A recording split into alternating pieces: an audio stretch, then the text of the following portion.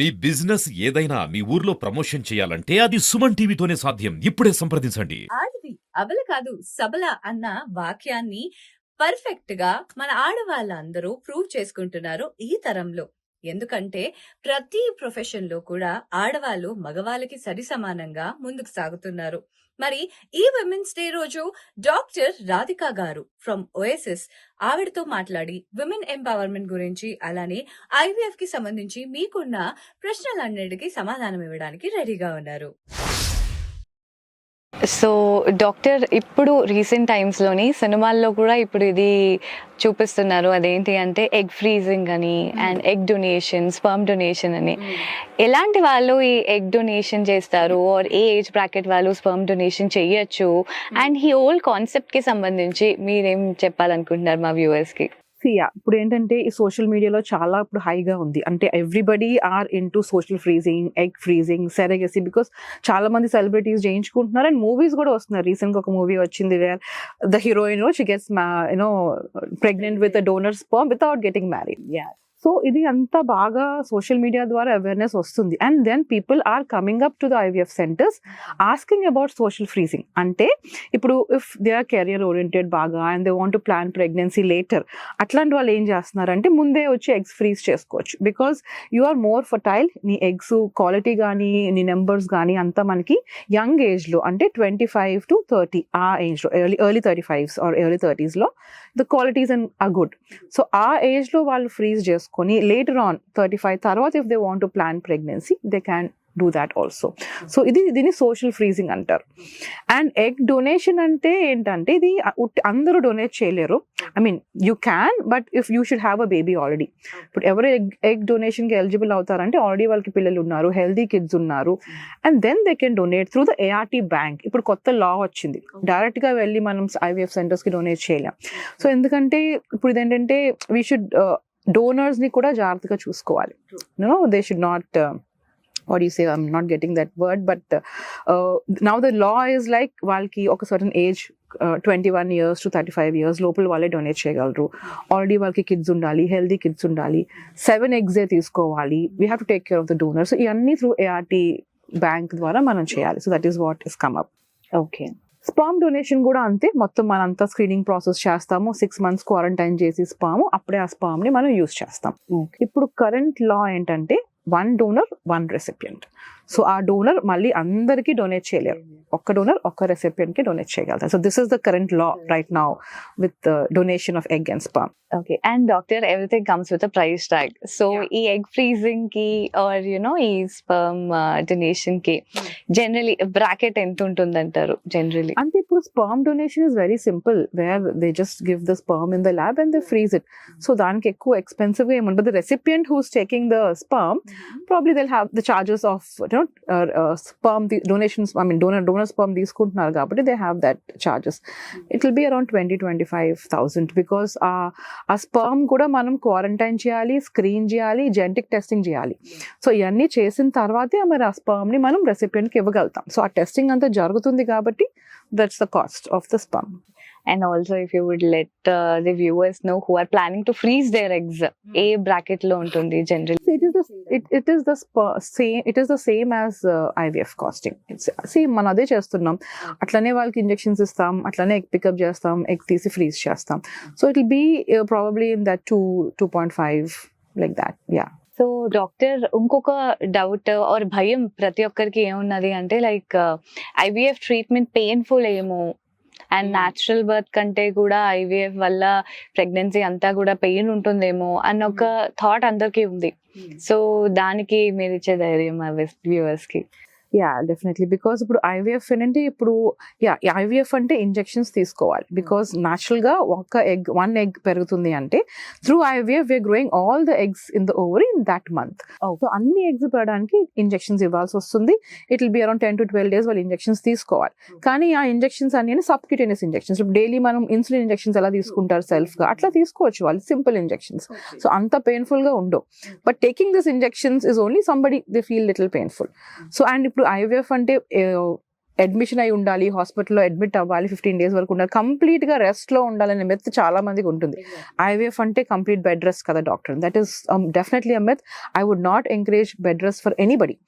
Embryo transfer అయిన తర్వాత కూడా వాళ్ళు రెగ్యులర్ యాక్టివిటీస్ చేసుకోవచ్చు, హెవీ వర్క్స్ అన్ని చేయకూడదు, but they can be normal. So అట్లా అని సివియర్ గా పెయిన్ఫుల్ ప్రొసీజర్ అయితే కూడా కాదు. Admission is also not required. వాళ్ళు మార్నింగ్ వచ్చి మధ్యాహ్నం కల్లా ఇంటికి వెళ్ళిపోవచ్చు, ఏ ఐవీఎఫ్ ప్రొసీజర్ అయినా సరే. ఇంకొక డౌట్ కూడా ఉంటది జనాలకి, అదేంటి అంటే ఐవీఎఫ్ ట్రీట్మెంట్ పిల్లలు కొంచెం డిఫరెంట్ గా ఉంటారేమో అన్న భయం చాలా మందికి ఉంటుంది. సో వాట్ సో నేను అదే చెప్తున్నాను కదా, 40 years దాటిపోయింది IVF babies, the first IVF baby పుట్టి, బట్ ఇంకా ఇది ప్రాబ్లం అయితే ఇంకా ఉంది. చాలా మంది నన్ను ఎవ్రీ పేషెంట్ అడిగే క్వశ్చన్, మేడం మా బేబీ నార్మల్ గా ఉంటారా? Because if you can see my social media also, I keep posting the healthy babies who come and see me after delivery. Everybody are so cute and so healthy. And ఇప్పుడు చాలా studies కూడా చేశారు abroad and ఇండియాలో కూడా, where they compared the mental status, the intelligence and the baby's growth, IVF baby ki normal baby ki, and they're all same. So IVF baby anna natural pregnancy baby anna, they're always the same. Because first 3 months వరకు మన IVF ప్రెగ్నెన్సీని support చేయాలి. ఆ 3 months దాటాక IVF pregnancy కూడా natural pregnancy లానే, natural గానే వాళ్ళు normal deliveries కూడా అవుతాయి వాళ్ళకి. సో అట్లాంటి ప్రాబ్లమ్స్ అయితే ఏమి ఉండవు. సో డాక్టర్, ఈ ఐవీఎఫ్ లోని నెక్స్ట్ రాబోయే అడ్వాన్స్మెంట్స్ ఏంటి డాక్టర్? సో ఇప్పుడు అడ్వాన్సెస్ ఏంటంటే, ఇప్పుడు ఐవీఎఫ్ లాస్ట్ రిసార్ట్ అని చాలా మంది అనుకుంటారు, బట్ ఐవీఎఫ్ ఫెయిల్ అయితే నెక్స్ట్ ఏంటి? So that is wear the advances come in here. Okay, so ఇప్పుడు ఐవీఎఫ్ ఇంజెక్షన్స్ మీరు అడిగారు, పెయిన్ఫుల్ గా ఉంటే ఎక్కువ రోజులు తీసుకోవాలి. ఇప్పుడు now the recent advances IVM అంటే ఇన్ విట్రో మెచ్యురేషన్. ఆ 12 days ఇంజెక్షన్స్ లేకుండా జస్ట్ 2 days ఇంజెక్షన్స్ తో కూడా మనం ఐవీఎఫ్ చేయొచ్చు. అంటే ఐవీఎం అంటారు దీన్ని. ఎగ్స్ ఇమ్మెచ్యూర్ గా ఉన్నవి బయటికి తీసి బయట ల్యాబ్ లో మెచ్యూర్ చేయడం. సో ఇక్కడ ఏంటంటే we are cutting short the cost, we are cutting short the time, right? Injections కూడా ఎక్కువ తీసుకోక్కర్లేదు. ఇప్పుడు ఐవీఎఫ్ ఫెయిల్ అయితే నెక్స్ట్ ఏంటి? ఎందుకు ఫెయిల్ అవుతుంది? జెనెటికల్ ప్రాబ్లమ్స్ వల్ల ఫెయిల్ అవ్వచ్చు, యూట్రస్ రిసెప్టివిటీ లేకపోతే ఫెయిల్ అవ్వచ్చు. సో దానికి కూడా we got advances like PGTA, receptivity testing, so immunological problems ని హ్యాండిల్ చేయడం. So all these advances have come these days. So where we can definitely tackle failure patients also. Especially మన clinic కూడా చాలా మంది IVF fail అయిన వాళ్ళు ఎక్కువ వస్తూ ఉంటారు. So at OSS we use all these advance techniques to give them more success for those who have failed out side also. Okay. Doctor, any such case at your OSS hospital where you felt like sharing their story is important to the viewers? అలాంటి story ఏదైనా ఉందా? అట్లాంటి stories actually చాలా ఉంటాయి actually, because I have seen many challenging cases and somebody who has multiple failures. మన దగ్గర కూడా once or twice fail అయ్యి at the 4th or 5th attempt where they're conceived, and when they come back to us with healthy babies. కొంతమందికి previous LSAs జరిగి ప్రతిసారి ఆ fluid లోపలికి వస్తూ ఉంటుంది, ఎంబ్రియో ఎంత బాగున్నా ఇంప్లాంట్ అవ్వదు, వాళ్ళ own immune system embryos reject చేస్తూ ఉంటుంది. సో ఇట్లాంటివి చాలా ఉన్నాయి. And I have also seen patients they come from abroad, like Afghan నుంచి, దుబాయ్ నుంచి అట్లా వస్తూ ఉంటారు.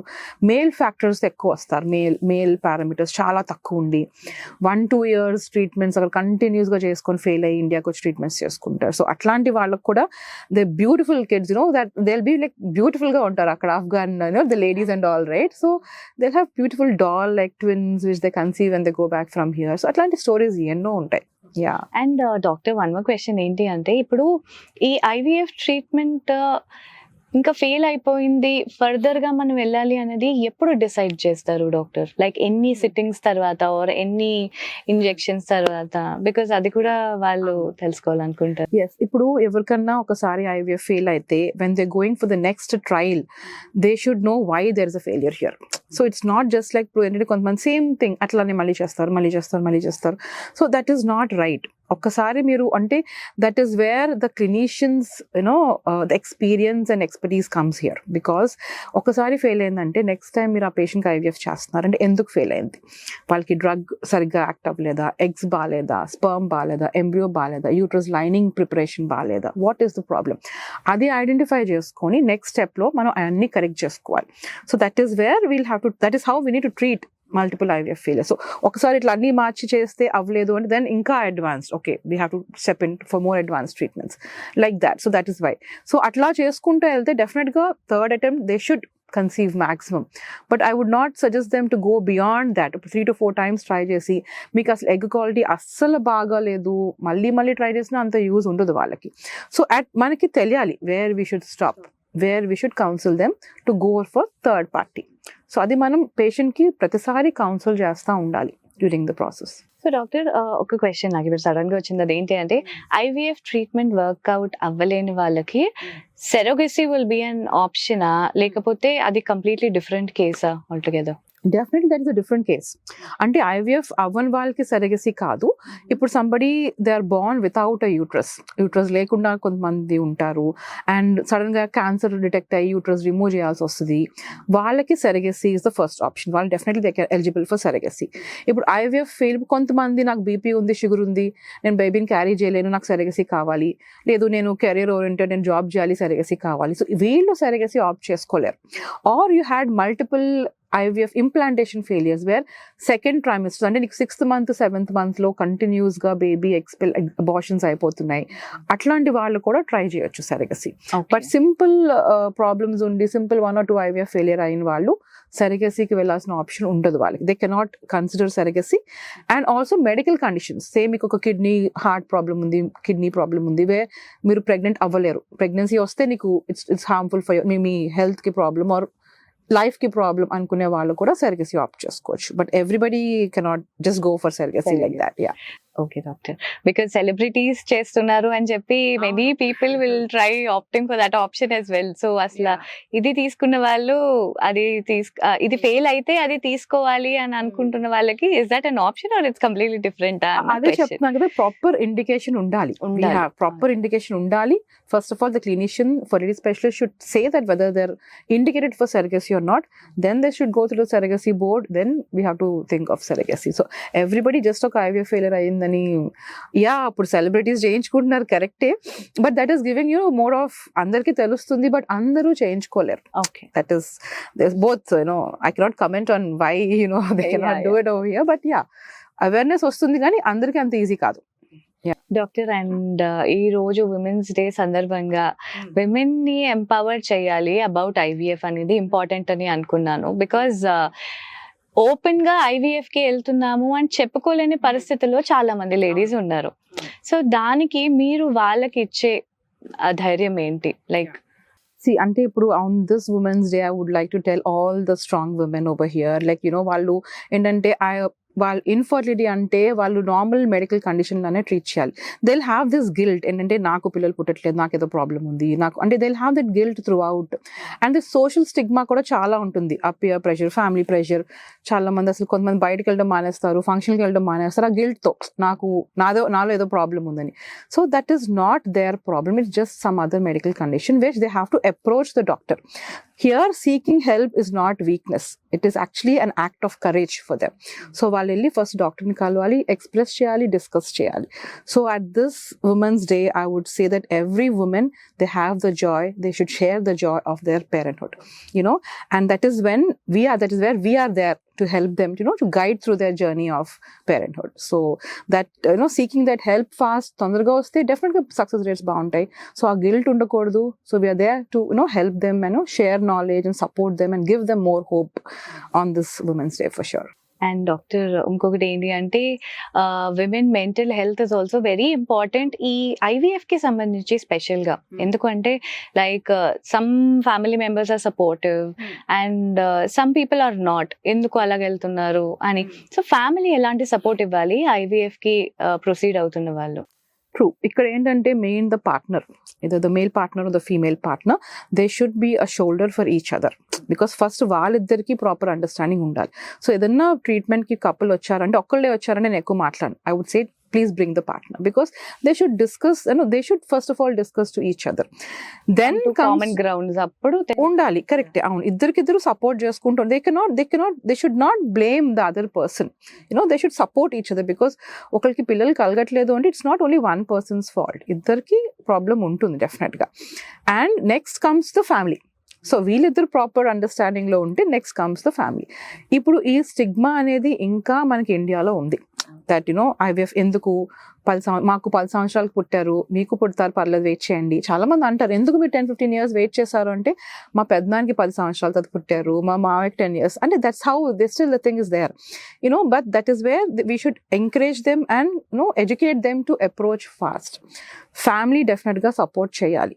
అండ్ మెయిన్ గా ఇప్పుడు చాలా మందికి దే ఆర్ ఎడ్యుకేటెడ్ నౌ, వాళ్ళకి తెలుస్తుంది. But on this women's day I think we should tell all the family members, peers, friends, all of them, it is IVF infertility. It is not only mental problem, physical problem la kaadu, because emotionally వాళ్ళు చాలా చాలా ఇదిగా ఉంటారు. So అందరూ వాళ్ళని support చేయాలి. They should not blame them. I have seen few people village నుంచి వస్తారు, నాకు పిల్లలు లేరని చెప్పి బయటకు నేను వెళ్తుంటే వాళ్ళు ఏదైనా పని మీద బయటకు వెళ్తున్నప్పుడు నన్ను చూస్తే ఆగిపోతారు. I felt very bad when the couple told me that. అది ఇంకా విలేజెస్లో కానీ ఇక్కడ అది ఇంకా ఉంది. సో అది అందరికీ we should educate them, that is not right. Infertility అంటే అదేదో సిన్ కాదు, వాళ్ళకి just medical condition, they need some help అంతే. So we're there definitely to give them hope. Seriously మాట విని చాలా మందికి ధైర్యం వచ్చే ఉంటది. బికాజ్ మదర్హుడ్ అనేది it's a beautiful phase for every lady. So అది వాళ్ళు పొందలేకపోతున్నారు అన్న టైంలోని దట్స్ వేర్ మీలాంటి ఐవీఎఫ్ స్పెషలిస్ట్ అన్నవారు they will come in to the picture అన్నమాట. సో డాక్టర్, ఇంకొక విషయం ఏంటి అంటే లైక్ ఈ ఎమోషనల్ స్ట్రెస్ అనేది ఇంజెక్షన్స్ వల్ల కూడా వస్తుంది because of the hormonal changes. దీన్ని ఆ లేడీ ఎవరైతే ట్రీట్మెంట్ తీసుకుంటున్నారో how she should handle that? During IVF treatments చేస్తున్నప్పుడు కానీ before we start also we give them this counselling sessions చాలా చాలా ఇంపార్టెంట్, బికాస్ వాళ్ళు ఇమోషనలీ బాగా డ్రైన్డ్గా ఉంటారు. సో ఏం చెప్తామంటే ఫస్ట్ వాళ్ళకి అంటే మెంటల్ పీస్ కోసం we can tell them about yoga. We usually tell them yoga కానీ, మెడిటేషన్ కానీ, ఆ లైఫ్ స్టైల్ కానీ, ఫుడ్ చేంజెస్ కానీ 1 month ముందే చెప్తా ఉంటాం. So that will be mentally prepared, పీస్ఫుల్గా ఉంటారు. అండ్ వీళ్ళు ఏమి ఐవీఎఫ్ ట్రీట్మెంట్ తీసుకుంటున్నారు ముందే అంతా ఎక్స్ప్లెయిన్ చేస్తాం. మీకు ఇలా ఇంజెక్షన్స్ ఉంటాయి, ఇంత పెయిన్ ఉండదు, ఇలా ఉంటుంది. ఆ హార్మోన్స్ వల్ల బాడీలో కొంతమందికి చేంజెస్ ఉంటాయి డెఫినెట్గా, ఫెటీగ్ కానీ ఆ స్ట్రెస్ ఉంటుంది. సో అది మనకు ముందే చెప్పాలి వాళ్ళకి, మీరు ఇట్లా ఉంటుంది, సో డోంట్ గెట్ వరీడ్, ఇది నార్మల్, ఇది తగ్గిపోతుంది, ఇంజెక్షన్స్ అవగానే మీకు తగ్గిపోతుంది. సో ఆ కౌన్సిలింగ్ ముందు నుంచి మనం చేస్తూ ఉంటే డెఫినెట్లీ వాళ్ళకి అంత యాంగ్జైటీ ఉండదు ఆ ప్రాసెస్కి వెళ్తున్నప్పుడు వాళ్ళకి. So that is how we deal with all our patients. 1 month ముందు నుంచి we keep telling them, and counselling sessions అన్నీ ఉంటాయి. సో అండ్ ఆల్సో మన సెంటర్కి వస్తున్నారంటే ఎవ్రీబడి ఫ్రమ్ ద రిసెప్షన్ కానీ, సిస్టర్ కానీ, doctor, anyways we will talk. So వాళ్ళందరూ కూడా అంతే ఫ్రెండ్లీ అప్రోచ్గా ఉంటే వాళ్ళకి ఆ జర్నీ పీస్ఫుల్గా ఉంటుంది, హ్యాపీగా ఉంటుంది, స్ట్రెస్ లేకుండా. Happy mother, happy baby. Correct, exactly. So again, once they get pregnant also we celebrate, we give them chocolates, roses, and then they keep calling us, and then they come to us with the babies. That is the most joyful moment as a fertility specialist for us, when they come back to me with the babies. Yeah, doctor. And one question which I am asking on behalf of parents of the lady who is getting an IVF treatment done. ఏదైనా social function కి వెళ్ళినప్పుడు ఓ IVF బేబీయా అన్న question కి how should they answer back? అది చెప్తున్నాం కదా, ఈ stigma అయితే ఇంకా ఉంది. ఇప్పుడు నాకు బాగా క్లోజ్ తెలిసిన వాళ్ళే, they see I'm there in this field for so many years, but still when they come to me, అక్క ఐవీఎఫ్ బేబీ నార్మల్ గా ఉంటారా, పర్లేదా, నేను చేసుకోవచ్చా, that is how they ask, because ఇంతమందిని చూస్తున్నాం కదా. బట్ అది ఆ స్టిగ్మా బ్రేక్ అవ్వాలి. ఐవీఎఫ్ బేబీ అంటే ఏదో డిఫరెంట్ బేబీ కాదు, it is the same natural baby. Me egg, me sperm, embryo just put in to the uterus అంతే. ఇట్స్ జస్ట్ మనం కొంచెం పుష్ చేస్తున్నాం, కొంచెం హెల్ప్ చేస్తున్నాం అంతే. But it's everything is almost their own genetic material natural. So అది definite గా ఆ స్టిగ్మా అయితే పోవాలి. అందరికీ I want to tell this on this women's day, IVF babies are same like natural babies. Brilliant doctor. So doctor, ఎప్పుడో ఒక సమాన కాలంలో నేను విన్నాను ఒక వర్డ్, గొడ్రాలు. అది స్టాంప్ ఎప్పుడు ఆడవాళ్ళకే పడుతూ ఉంటుంది. సో ఈ రోజు లైక్ ఆ మబ్బులు విడిపోవాలి జనాలకి అన్నది నేను కోరుకుంటున్నాను through a specialist itself. Definitely I want to break this. ఎందుకంటే ఇన్ఫర్టిలిటీ కానీ ప్రెగ్నెన్సీ కలగట్లేదు అంటే it is not always the female, definitely male plays a major role. ఇప్పుడు ఈక్వల్గా ఇప్పుడు నేను చూస్తుంటే సెంటర్లో ఆల్రెడీ మెన్కి ఇంకా ఎక్కువ ఇష్యూస్ వస్తాయి ఫీమేల్ కన్నా. అండ్ ఐవీఎఫ్ ఫెయిల్ అయినా కానీ, అబార్షన్స్ అవుతున్నా కానీ always they blame the female. So it is not true. ఎందుకంటే మెన్ వల్ల కూడా అబార్షన్స్ అవుతాయి, బికాస్ స్పర్మ్ లో డిఎన్ఏ ఫ్రాగ్మెంటేషన్ వల్ల కూడా అబార్షన్స్ అవుతాయి. అండ్ ఇప్పుడు ఈ మధ్య కాలంలో ఇంకా మెన్కి ఎక్కువ ఇష్యూస్ చూస్తున్నాం. So and that's all OSS లో కూడా we have other advance techniques where ఇప్పుడు కొంతమందికి 0 స్పర్మ్స్ ఉంటాయి, స్పర్మ్సే ఉండవు, వాళ్ళు కూడా ప్రెగ్నెన్సీ వచ్చే అవకాశాలు ఉంటాయి. సో ఇప్పుడు ఇన్ఫర్టిలిటీ ఇష్యూస్ అంటే it is not always the female, 50% men plays the role here. So ఇది అందుకే మనకి కప్పులు వస్తున్నారంటే కొంతమంది ఉట్టి లేడీయే వస్తారు, మదర్ ఇన్ లాతో వస్తారు, మా బాబుకి ఏమీ ప్రాబ్లం లేదు, మా కోడల్ని చూడండి అని. But that is not true. డెఫినెట్గా I always tell them please bring your son first, I have to evaluate him first అని చెప్పి. సో ఇప్పుడు కాలంలో అయితే మెన్కే ఎక్కువ ఇష్యూస్ వస్తున్నాయి. అండ్ డాక్టర్ ఇప్పుడు మీరు మెన్షన్ చేశారు కదా, లైక్ మగవారికి ఎక్కువగా ఇప్పుడు ఈ ఇన్ఫర్టిలిటీ ఇష్యూస్ అనేవి వస్తున్నాయి. సో దానికి కారణం ఏమంటారు? So basically now I think the reason would be more of lifestyle, stress factors, night duties, smoking, alcohol, tea, coffee consumptions. వీళ్ళందరూ 3-4 times ఐటీలో ఉండేవాళ్ళు మోస్ట్లీ ఏం చేస్తారు, నైట్ డ్యూటీస్ ఎక్కువ ఉంటాయి, 7-8 times టీలు కాఫీలు తాగుతూ ఉంటారు. And also their occupation hazards. ఇప్పుడు కొంతమంది ఆక్యుపేషన్ వాళ్ళు వర్క్ చేసే వర్క్ ప్లేస్లో కూడా వాళ్ళకి ఇన్ఫర్టిలిటీ వచ్చే ఇష్యూస్ ఉంటాయి. లైక్ రేడియేషన్ కానీ, కెమికల్ ఎక్స్పోజర్, పెయింట్ ఫ్యాక్టరీస్లో చేస్తున్నారు, కెమికల్ ఫ్యాక్టరీస్లో చేస్తున్నారు, హీట్ ఎక్కువగా. ఇప్పుడు కుక్స్ ఉంటారు, షెఫ్స్ ఉంటారు, వాళ్ళ డైరెక్ట్గా హీట్ ఎక్స్పోజర్ ఉంటుంది టెస్టిస్ దగ్గర. వాళ్ళకి చాలా మందికి మనకి ఇన్ఫర్టిలిటీ ఇష్యూస్ చూస్తున్నాం. సో ఆక్యుపేషనల్ హజార్డ్స్ ఎక్కువ ఉంటాయి, లైఫ్ స్టైల్. సో ఈ రెండు మెన్కి ఎక్కువగా ఇన్ఫర్టిలిటీ ఇష్యూస్ ఇప్పుడు ఎక్కువగా చూస్తున్నాం. And also age. ఇప్పుడు ఆడవాళ్ళకి ఏజ్ ఎక్కువైతే ఎగ్స్ తగ్గిపోతాయని అందరూ అనుకుంటారు, కానీ 40 years తర్వాత even men will see decline in their sperm. So that also plays a major role. So doctor, ఇంకొకటి I read somewhere, like laptops lap లో పెట్టుకోవడం వల్ల, మొబైల్ ఫోన్స్ పాకెట్ లో పెట్టుకోవడం వల్ల, దీని వల్ల కూడా వాళ్ళకి స్పర్మ్ క్వాలిటీ ఆర్ కౌంట్ అనేది తగ్గిపోతుంది. ఇది ఎంతవరకు నిజం doctor? Yeah, there are still studies going on this, but yes, they are seeing effects that laptop complete గా ల్యాప్ మీద పెట్టుకున్నా, ఎక్కువసేపు ఫోన్ ప్యాన్ పాకెట్స్ లో పెట్టుకున్నా కూడా రేడియేషన్ వల్ల it is affecting the sperm for sure. And also tight under garments కానీ, ఎక్సోజినస్ గా ప్రోటీన్ టెస్టోస్టెరాన్స్ తీసుకోవడం కానీ, ఈ ప్రోటీన్ షేక్స్ తీసుకుంటారు వాళ్ళు, దాంట్లో కొంతమందికి దాంట్లో కొంత టెస్టోస్టెరాన్ కూడా ఉంటుంది. సో అట్లాంటి తీసుకున్నప్పుడు చూసుకోవాలి జాగ్రత్తగా. సో అది కూడా మీ స్పర్మ్ ని ఎఫెక్ట్ చేస్తుంది. సో ఇవన్నీ కొంచెం ప్రికాషన్స్ గా ఉండాలి వాళ్ళు. సో డాక్టర్ రాధిక గారు, మన ఓఎస్ఎస్ కి ఒక పేషెంట్ రావాలి అంటే, ఐవీఎఫ్ ట్రీట్మెంట్ చేసుకోవడానికి ఒక కపుల్ రావాలి అని అంటే, ఏ విషయాల మీద వాళ్ళు ధైర్యంగా రాగలుగుతారు? అంటే మీ ఓఎస్ఎస్ ఇస్తున్న ఫెసిలిటీస్ కానీ, అడ్వాన్స్ ట్రీట్మెంట్స్ గురించి కొంచెం మా వ్యూవర్స్ కి చెప్తారా? ఇప్పుడు ఏ విషయం మీద వాళ్ళు మీ దగ్గరికి రావాలి అంటే, I would say success. So success is the major thing in OSS here.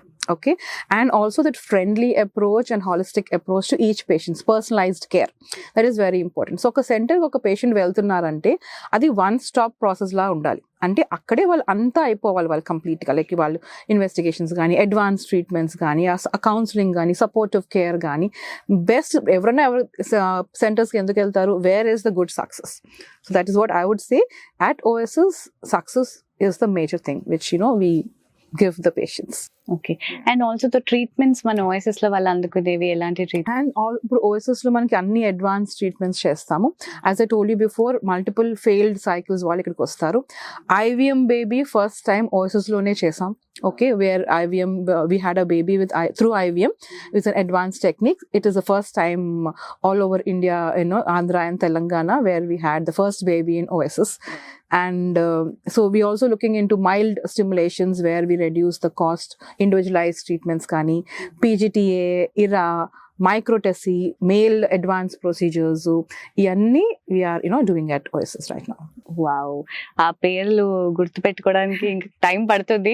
IVF ఎలా అయితే అందరికి బ్రెయిన్ లో ముద్ర పడిపోయిందో, ఇంకా ఇవి the next generation might be aware of.